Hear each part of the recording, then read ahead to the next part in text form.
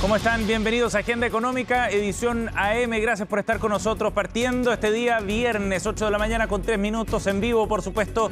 En los próximos 30 minutos vamos a revisar los temas más importantes del día de hoy. Vamos a comenzar, como siempre, con nuestros titulares y el adelanto del contenido para nuestro programa en esta edición. Comenzamos con algunas noticias que tienen una patita en el ámbito político, evidentemente, pero también harta relevancia desde el punto de vista económico. Hablamos de la situación bien compleja en la que está la ministra de Minería, Maysa Rojas. Ayer recibió duras críticas del sector minero después de una declaración que dio la ministra en un panel de conversación en los que planteaba que los proyectos mineros no eran urgentes. Lo dio en un contexto determinado, en una discusión, pero esto abrió un flanco de crítica particular desde el sector minero. Aseguran que la ministra está de alguna manera evidenciando el poco compromiso respecto a recuperar la inversión y al crecimiento económico. Y esto se da en un contexto también donde ha perdido piso en el Congreso. Los diputados, incluso oficialistas de la Comisión de Medio Ambiente, también han cuestionado su desempeño en un momento de tramitación de proyectos claves como los que buscan disminuir la permisología. Ya les contamos más en una nota que hemos preparado para el día de hoy. Sigue la discusión tributaria en el contexto del debate en el Congreso sobre este pacto fiscal. Bueno, ayer surgieron nuevas críticas desde el sector empresarial respecto al informe de evasión y elusión que levantó el Servicio de Impuestos Internos. Desde la CPC han planteado que aquí hay una falla en la metodología en la que se realizó este informe. Además, aseguran que hay una desproporción en el cálculo de incumplimiento tributario superior al 51% respecto al impuesto de primera categoría. Hubo respuesta sobre estos puntos planteados desde el mismo director de servicio, Hernán Frigolet. Les vamos a contar de eso también en unos minutos. A propósito de temas tributarios, ayer el servicio precisamente entregó su balance respecto a la recaudación tributaria durante todo el año 2023, con algunos datos bien importantes que muestran una caída en los recaudados si es que se compara con el año 2022. ¿Qué factores son los que incidieron en este cálculo? ¿Qué pasó con el IVA, por ejemplo, durante el año pasado? Con los datos a noviembre ya se puede armar una película respecto a lo sucedido en materia tributaria. De eso también les vamos a contar en esta edición de Agenda Económica. Bueno, y esta semana el presidente Gabriel Boric estuvo de visita en la región de Coquimbo. Estas son imágenes precisamente de algunas de las actividades en las que tuvo el mandatario junto a autoridades locales, y uno de los anuncios más importantes probablemente tienen que ver con el anuncio del proceso de licitación para construir una planta desaladora con algunos plazos más breves respecto a lo que se había planteado originalmente. Esto en todo caso abre una conversación más amplia respecto a la necesidad de ir avanzando en el desarrollo de este tipo de infraestructura que será crítica para abastecer a las ciudades con agua potable hacia el futuro. De ese tema vamos a conversar con el gremio que reúne a las empresas que trabajan en este sector de la desalación en nuestro país. Y por último revisamos también algunos números. Vamos a ver qué es lo que está ocurriendo en las bolsas a esta hora de la mañana. Con estos números parte la jornada en Europa, también en Asia. Ya cerraron las transacciones allá.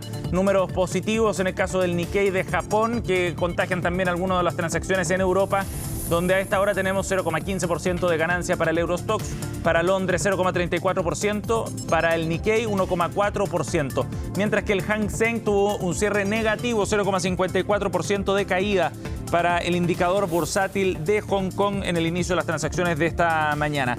¿Qué fue lo que ocurrió ayer en el mercado local? Lo revisamos también con algunos números importantes. En lo que tiene que ver con el IPSA hubo una nueva caída, se sigue alejando de los 6.000 puntos, el indicador bursátil más importante a nivel local. Después del cierre de ayer tuvo otro retroceso con una caída de 0,58%. El dólar por su parte llegó a los 917 pesos, cerró en 4 pesos respecto al cierre del día miércoles, y la UF por último se cotiza en 36.804 pesos el día de hoy.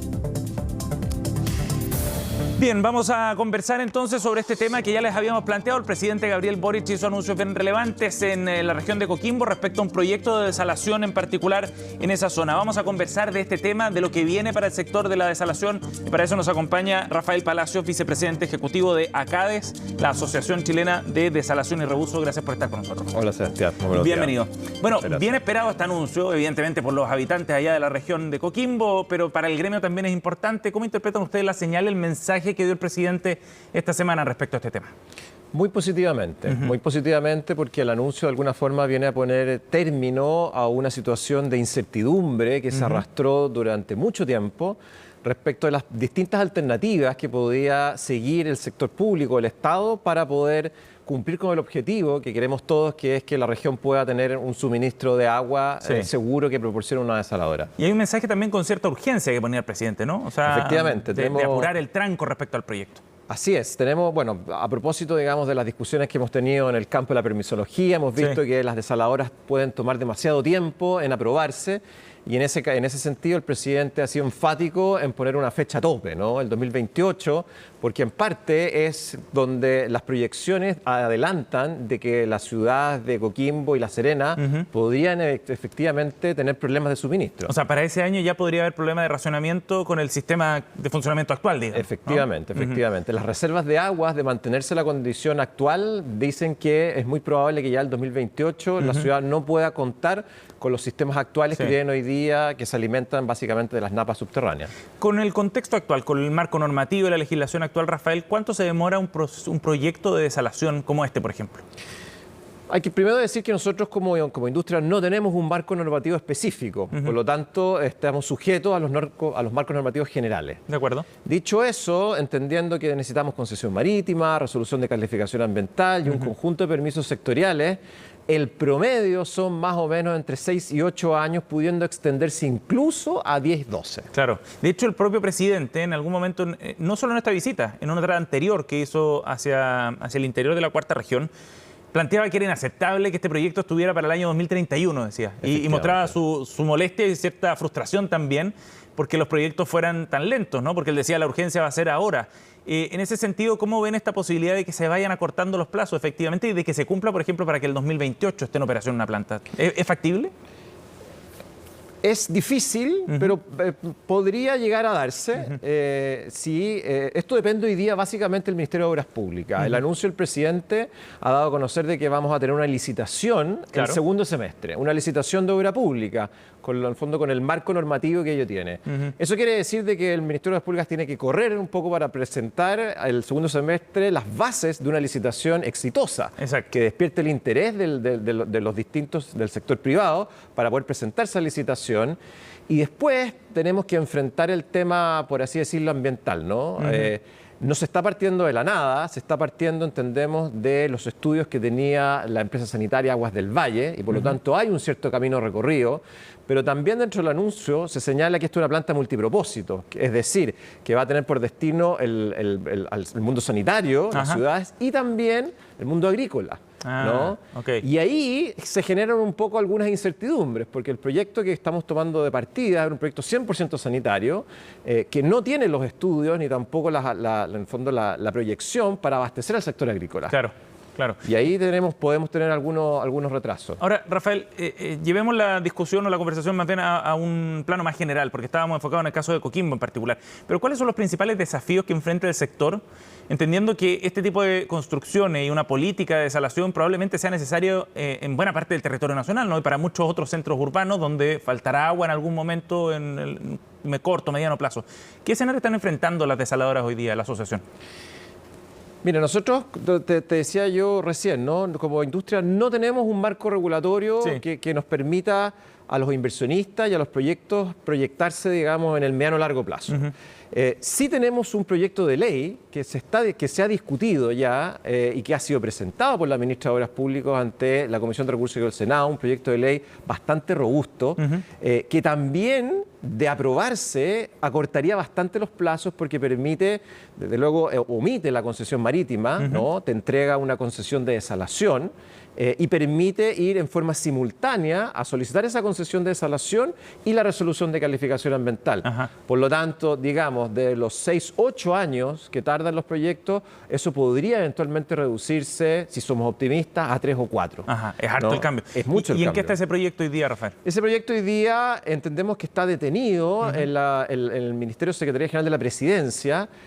No sabemos muy bien por qué, pero estamos en el fondo a la expectativa de que el gobierno pueda ingresar ese proyecto al Congreso, donde ya hay una discusión prelegislativa y un acuerdo bastante transversal en términos políticos tanto del contenido técnico del proyecto como la necesidad de aprobarlo. Esa señal política es bien interesante, ¿no? Que haya un respaldo transversal es porque da cuenta de la convicción de que hay que avanzar en el desarrollo de esta política. No hay duda, es cosa de ver un poco lo que pasa, lo que ha logrado la región de Coquimbo. Tenemos a un senador del Partido Comunista, con un senador de la UDI y con un senador en el fondo de centro, demócrata. Sí, demócrata. Todos, digamos, alineados en la necesidad de que, uno, el Estado impulse el anuncio que ha hecho el presidente, y dos, avanzar lo más pronto posible en ese proyecto de ley que le entregue un marco jurídico, que le entregue certeza jurídica, en definitiva, a todas las partes. Sí, claro. ¿Cuán atrasados estamos ahora en ese desarrollo, Rafael? Si es que uno considera que es necesario avanzar en infraestructura de desalación a nivel nacional y con el escenario de sequía que hemos tenido y lo que se proyecta hacia adelante, ¿estamos a tiempo o no? Estamos a tiempo de poner las manos en la masa, digamos, y ponernos a trabajar. Estamos un poco atrasados, efectivamente. Hay una demanda, por así decirlo, de agua que se proyecta, ¿no? Sobre todo si entendemos que nuestra economía va a seguir creciendo. Y para eso, para cubrir eso, estamos tarde. Hay un conjunto de proyectos, pero todos en distintas fases de desarrollo. Quisiéramos ya tener, digamos, proyectos con mayor certeza, entendiendo que los plazos de desarrollo son largos, sí, ¿no? Las decisiones que se tomen hoy recién van a tener un impacto en 6, 8 años más. Claro. Entonces necesitamos, en el fondo, que esas decisiones que se van a tomar hoy puedan, digamos, llevarse adelante. Ajá. Rafael, y en ese sentido, nuestro país está en condiciones de avanzar hasta qué punto, digamos, desde el punto de vista de la desalación. ¿Qué rol puede tener después en nuestra matriz sanitaria, por decirlo así, la desalación de aquí a finales de la década, por ejemplo? Yo creo que la desalación en general va a tener un rol muy importante desde la zona centro a toda, digamos, la zona centro-norte, en lo que es el abastecimiento sanitario, pero también, y esto también es relevante para la región, bueno, de partida ha tenido un rol muy relevante en minería, ¿no? Sí, el 85% de la capacidad, hoy día un poco más incluso, de la capacidad instalada de desalación abastece al sector minero, y el crecimiento del sector minero va a depender exclusivamente también de la ampliación de esa capacidad de desalación. Pero también tenemos al sector agrícola, ¿no? Que claro, es un poco digamos, la gran incógnita que nos depara el anuncio del presidente respecto a la región de Coquimbo. La región de Coquimbo tiene un potencial de cultivo enorme, de 50.000 hectáreas. Hoy día está reducido a la mitad. Y se espera que de mantenerse la condición de sequía se reduzca a 18.000 hectáreas. Eso es muy grave. Y eso con la desalación podría expandirse también a todas las zonas del centro-norte. Pero también tenemos el litio, ¿no? Queremos ser como país un productor importante del Concierto Nacional de Litio, claro, y la extracción de litio requiere agua. Y también tenemos hidrógeno verde. Tenemos una capacidad, digamos, de producir hidrógeno verde, sí, y ser, digamos, vanguardia en el mundo, pero eso también requiere agua. Entonces, son distintos los sectores industriales que van a necesitar de un suministro de agua bastante más seguro que el que nos depara, digamos, las precipitaciones. Pero estamos hablando de uso estratégico, o sea, sin duda el tema sanitario, ¿no? Ese como primordial, pero si uno lo ve del sector productivo, hablamos de sectores estratégicos, la minería, el litio, el agro, hidrógeno verde. ¿Se requiere una política nacional, por ejemplo, para avanzar en desalación, Rafael? ¿Algo que nos permita ver con una mirada más estratégica lo que viene hacia adelante? Yo creo que no se requiere para poder cubrir las demandas actuales, pero se necesita para poder tener una visión de largo plazo y tener de alguna forma un acuerdo como sociedad que nos diga, este es el camino que queremos seguir. Ese es un poco el rol de las políticas, ¿no? Sí. Miran a 5, 10 años plazo y le entregan señales a los inversionistas de decir, ok, la política pública y el Estado va a seguir este camino y por lo tanto alineémonos en torno a ese camino. Sí. Eso siempre es bueno y el proyecto de ley que te mencionaba yo contempla efectivamente una política nacional de desalación. ¿Ustedes esperarían que el proyecto avance pronto o que se destrabe, digamos, y se den señales desde ese punto de vista? La verdad que no entenderíamos por qué ese proyecto podría seguir demorándose su presentación a la Comisión de Recursos y al Senado. Tenemos bastante confianza de que ojalá en las próximas semanas, entendiendo que ya está consensuado y que ya fue presentado, ese proyecto de ley ingresa al Congreso. Bien, Rafael, gracias por haber venido al estudio de CNN. Muchas gracias. Muchas gracias. 8:17, nos vamos a una pausa. Ya volvemos, seguimos con más informaciones.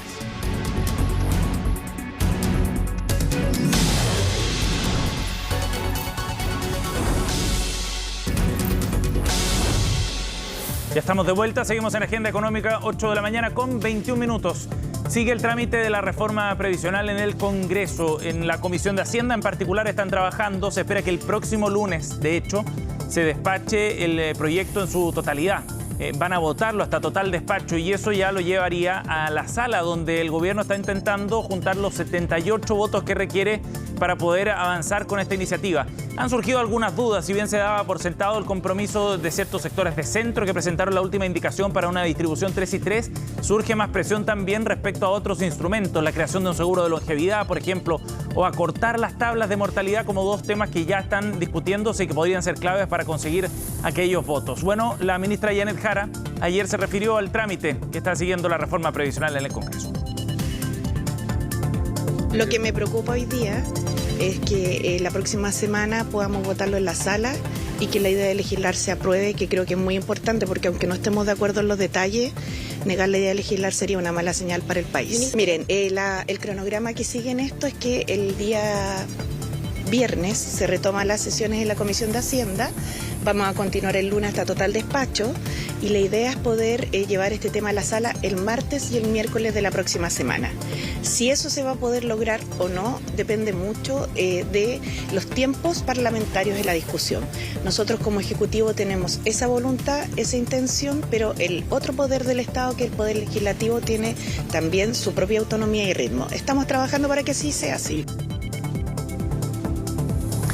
8:22, en otro tema, la ministra de Medio Ambiente, Maysa Rojas, está en una situación bien compleja a partir de las críticas que han surgido desde las reuniones de lobby que sostuvo hace algunas semanas. Se abren nuevos flancos también en relación a una declaración en específico que hizo esta semana. Participó en un seminario organizado por la Universidad Adolfo Ibáñez y en esa instancia la ministra aseguró en uno de los intercambios con el exministro Juan Carlos Llobet, quien oficiaba como moderador, que los proyectos mineros no eran urgentes. Lo hizo en un contexto de la conversación bien específico, pero esa frase generó mucho ruido y fue ampliamente criticada también, sobre todo por el sector minero. De hecho, vamos a revisar la declaración que evacuó ayer la Sociedad Nacional de Minería, la SONAMI, el gremio que reúne al gran empresariado minero, donde se refieren a esta declaración.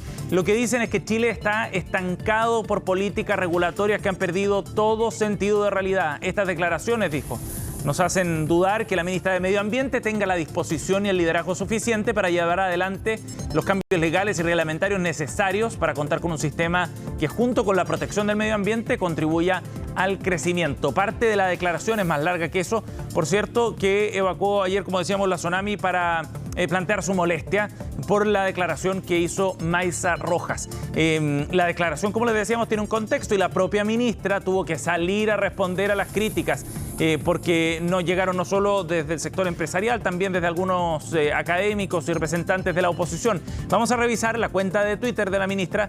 Allí publicó un par de tweets en los que plantea lo siguiente. Quiero aclarar que en ningún momento se ha cuestionado la relevancia económica de los grandes proyectos de inversión. La aseveración realizada en este seminario refería a un mecanismo de urgencia propuesto en nuestra reforma a la ley 19.300, es lo que explicaba la ministra. A continuación, siguiendo en esta explicación, dice que este mecanismo es aplicable a proyectos que atienden necesidades públicas urgentes, como la reconstrucción luego de una catástrofe, para que sean evaluadas en un plazo breve manteniendo estándar técnico. Es decir, la ministra explica que consideraba que no eran considerables, urgentes los proyectos mineros en ese sentido, respecto a la aplicación de la norma. De todas maneras, en el intercambio profundiza en este tema con Juan Carlos Llobet y abrió un flanco de crítica. ¿Por qué es relevante esto? Bueno, porque la ministra está encabezando por estos días, entre otras cosas, proyectos importantes que tienen que ver con inversión. ¿Qué es lo que está pasando, por ejemplo, con la reforma al sistema de permisos en nuestro país? Con la reforma a un sistema de evaluación ambiental 2.0 que fueron anunciadas la semana pasada por el gobierno. O bien la discusión de la ley de pesca o en temas acuícolas. Son temas bien relevantes que tienen implicancia desde el punto de vista del sector empresarial y por eso es tan importante entonces el punto en el que queda algo debilitada, diría yo, la ministra Maysa Rojas, no solo por esta declaración. El contexto tiene que ver también con las reuniones de lobby, como les contábamos antes. De hecho, ha perdido incluso piso dentro del oficialismo. Algunos piden su salida. Vamos a revisar detalles en la siguiente nota de Colombia. ¿El presidente habría estado informado de las reuniones que había sostenido usted en la casa de Pablo Salaquet? Bueno, eso es falso. Tajante fue la respuesta de la ministra del Trabajo, Janet Jara, quien durante la mañana de este jueves tuvo que salir a desmentir que el presidente Boric haya sido quien autorizó la reunión en la casa del lobista Pablo Salaquet. La verdad es que yo le informé al presidente con posterioridad cuando esto ya estaba cierto en la polémica y no lo hice con anterioridad porque en realidad me reúno con todo el mundo y no paso previamente por un chequeo para ver con quién me puedo reunir o no, así que aquí la responsabilidad es mía. Fue el medio El Mostrador el que publicó que 3 dirigentes comunistas aseguraron que la ministra informó al mandatario de esta reunión y que incluso él habría dado luz verde a la cita. Nunca un miembro de la Comisión Política ha hecho una formulación como la que cita el artículo del Mostrador. Desmentida la información, las reuniones de ministros con empresarios continúan siendo un dolor de cabeza para el gobierno. No solo la cartera del Trabajo tuvo que dar respuestas. Desde el Congreso siguen los cuestionamientos a la ministra del Medio Ambiente, luego de que se conociera que fueron 3 las reuniones que Maísa Rojas ingresó a la plataforma de lobby. En el tema de la ministra Rojas, creo que ella, al reconocer recién que se juntó 3 veces con el señor Salaquet, y entonces la única manera de que esto se pueda remediar es que el presidente de la República le pida la renuncia. Es muy fuerte que el mundo político pierda la confianza respecto de una ministra como la ministra del Medio Ambiente. Por lo tanto, yo creo que por pertinencia lo que corresponde efectivamente es que el presidente la reemplace por otra persona que goce de esa confianza indispensable para avanzar. A mi modo de ver, debiera pedir perdón, debiera admitir que fue un error haber omitido esta información, pero también haber participado de estas reuniones. De forma transversal, los parlamentarios aseguran que se quebró la confianza con la ministra Rojas y fue la vocera de gobierno quien tuvo que salir a confirmar el respaldo del Ejecutivo a la secretaria de Estado. Justamente porque el objetivo es retomar este trabajo y hacer avanzar esta agenda, la ministra y su equipo están trabajando para retomar las confianzas que los parlamentarios y parlamentarias han puesto en cuestión. Pero la cartera de Relaciones Exteriores también tuvo que referirse a estas reuniones. Este miércoles el canciller Alberto Van Claveren también registró un encuentro en la plataforma, a pesar de que a su juicio la cita no califica con las características de una reunión de lobby. Inscribí la reunión básicamente para poder cerrar una polémica que realmente en lo que a mi reunión respecta me parecía sumamente artificial. Polémicas para algunos artificiales, pero que tienen a los ministros involucrados en el ojo de las críticas. Este viernes se cumple el plazo para que los ministros contesten el oficio de la Contraloría y finalmente el ente fiscalizador se pueda pronunciar en la materia. 8:29. Gracias por acompañarnos. Así cerramos Agenda Económica. Seguimos con informaciones pronto en Noticias Express. Que tengan un buen día.